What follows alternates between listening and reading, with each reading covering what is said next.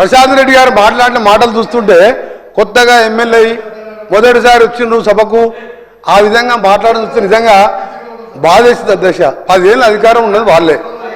ఇవాళ మా శ్రీధర్ బాబు గారు ఎలాంటి వ్యక్తో గౌరవ మంత్రి అందరికీ తెలుసు. ఆయన పట్టుకుని చిలక పలుకులు అంటున్నారు. ఎవరు మాట్లాడిన చిలక పలుకులు? ఎవరు మీ మేనిఫెస్టో 2014 ఏం చెప్పిండ్రు? దళిత ముఖ్యమంత్రి చేయకుంటే ఏం చేసుకుంటా అన్నారు మీరు? అవి చిలక పలుకులు. మా శ్రీధర్ బాబు కాదు. అందుకని అధ్యక్ష నేను సబ్జెక్ట్లో పోతున్నా. ఇంతమంది ఏంటంటే చిలక పలుకులన్నీ తప్పు. కన్సర్న్ మినిస్టర్ గారిని ఆ విధంగా సంబోధించడం, ఆ చిలక పలుకు ఏదో చెప్పగలుగుతుంటే నేను గంట చెప్తాను. నేను ఒకటి సార్ 2 విషయాలు. ఒకటి మీరు కొద్దిగా సమయం ఇవ్వండి, ఎందుకంటే మా సభ్యులు నేను డిమాండ్స్ అంటే 5 నిమిషాలు 10 నిమిషాలు మాట్లాడతారు.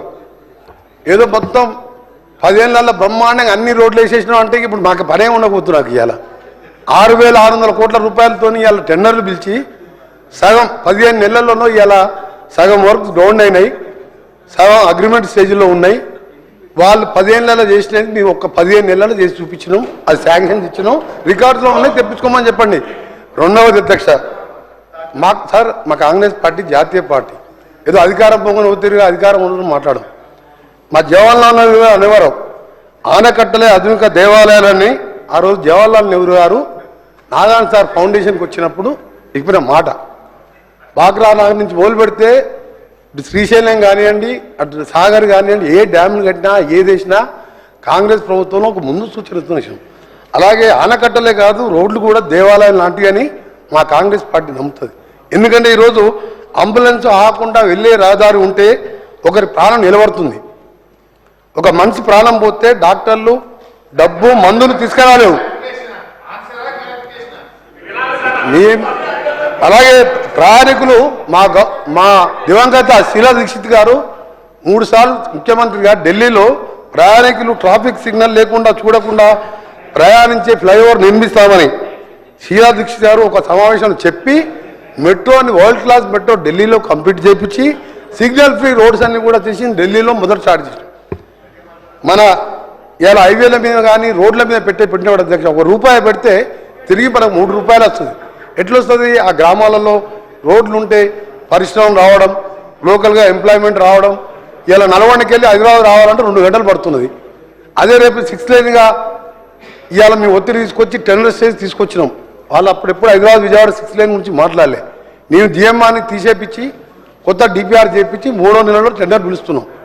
అదే 40-50 నిమిషాల అవుటర్ రింగ్ రోడ్ ఎక్కుతాం, పని చూసుకొని మనం నల్గొండకి వెళ్ళిపోతాం.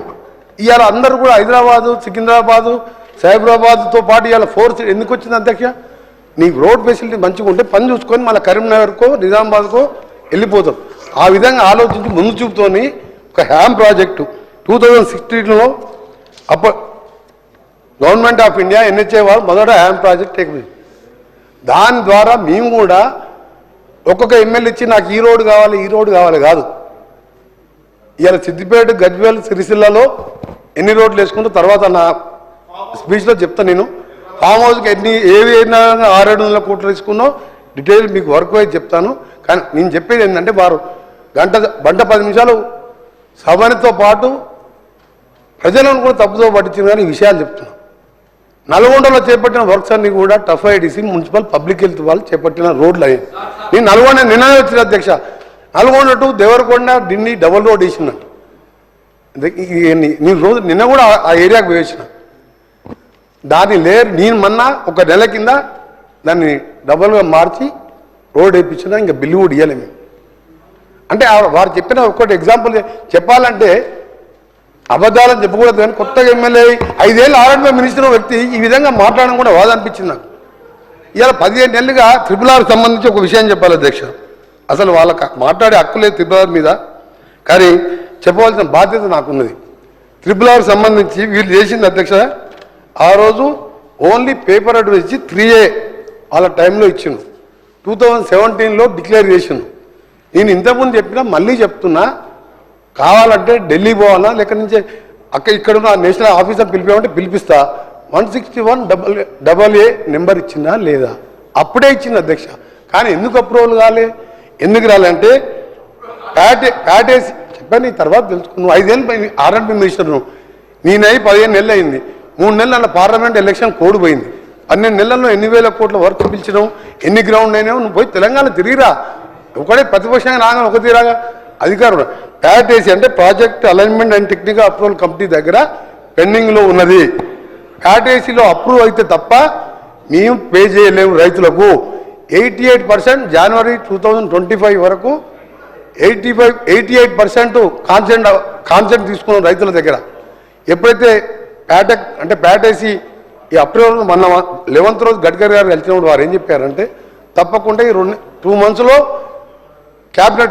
క్యాబినెట్లో అప్రూవ్ కావాలి నేను చేపిస్తాను నేను అని చెప్పి వారు అందరు పార్లమెంట్ సభ్యులు ఉన్నారు మా స్పెషల్ చీఫ్ సెక్రటరీ గారు ఆఫీసర్స్ ముందనే 2 hours రివ్యూలో చెప్పాను అని ఒకటి అడుగుతున్నా 2017లో దీనికి కొత్త నెంబర్ ఇచ్చి రీజనల్ లింక్ రోడ్ అనౌన్స్ చేసినప్పుడు మీరు తర్వాత దాదాపు 6 ఏళ్ళు అధికారంలో ఉన్నారు కదా ఎందుకు రీజనల్ లింక్ రోడ్ కూడా ఓన్లీ 3A వరకే మీరు అనౌన్స్ చేసి ల్యాండ్ ఎక్వేషన్ కానీ ఒక్కసారి ఆ రోడ్డు గురించి కానీ ఎందుకు మాట్లాడలే ఇవాళ 2000 కోట్లు లోన్ తీసుకుని అక్కడ ఉన్నాయి 1500 కోట్లు బడ్జెట్లో మేము పెట్టాం ఇవాళ ఎంత దాని గురించి ఎంత స్పీడప్ ఉన్నా government of India prime minister క్యాబినెట్లో అప్రూవ్ చేయాలి మొన్న పోయినప్పుడు క్లియర్గా డిస్కస్ చేసినాం దాంతోపాటు మీరు సదరన్ పార్ట్ గురించి జరిగింది మీరు నార్దర్న్ పార్ట్ గురించే పట్టించుకుని దీని మీద కూడా దానికి ప్రైవేట్ కన్సల్టెంట్ ద్వారా అలైన్మెంట్ కూడా ఫిక్స్ చేసి త్వరలో కేంద్రానికి పంపిస్తున్నాం రెండవది అధ్యక్ష గౌరవ సభ్యులు గారు చెప్పినట్టు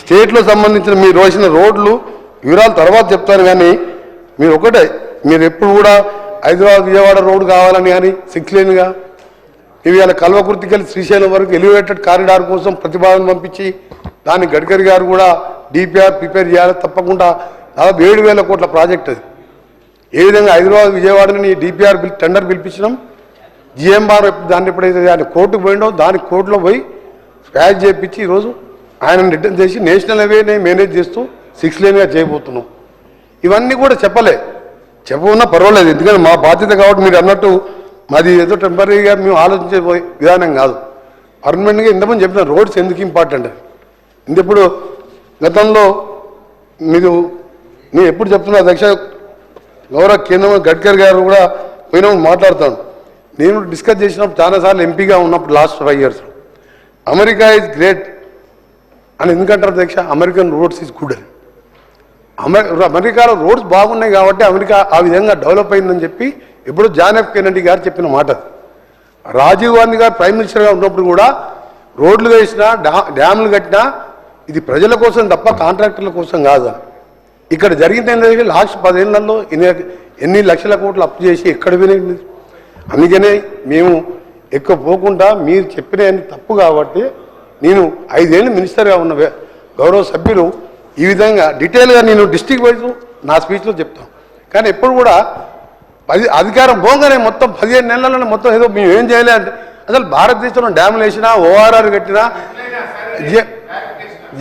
మీ సభ్యులు గంటన్నర మాట్లాడి మీరు లేరు ఆ కలిసి బయటికి వెళ్ళింది ఎందుకంటే మీరు గంటన్నర మాట్లాడండి మినిస్టర్గా నాకు బాధ్యత ఉండదు అధ్యక్ష అరే మీరు సీనియర్ సభ్యుని మొత్తం సీనియర్ సభ్యు ఒక సిద్దిపేట గజ్వేల్ సిరిసిల్లో మూడు కాన్సెల్లో రోడ్లు వేసుకుంటూ అయిపోతుంది అధ్యక్ష పక్కకున్న దుబ్బాకర్ మర్చిపోయినావు వెనకమున్న హుస్నాబాద్ మర్చిపోయినావు అక్కడ మంత్రి అడవులలో బ్రిడ్జిలు లేవు పెద్దపల్లిలో బైపాస్ రోడ్ వేయాలని లేదు మీ ముగ్గురు సల్లకుండా సరిపోద్దా మేము అట్లా కాదు అధ్యక్ష మీకు కావాలంటే సిద్దిపేట సిరిసిల్ల గజ్వేల్కి ఏం కావాలో చెప్పండి అది కూడా శాంక్షన్ చేస్తాం హ్యామ్లో టేకప్ చేసేది పార్టీలకు అతీతంగా తెలంగాణలో బెస్ట్ రోడ్ చేయబోతున్నాం దానికి సంబంధించిన వివరాలు నా స్పీచ్లో చెప్తాను నేను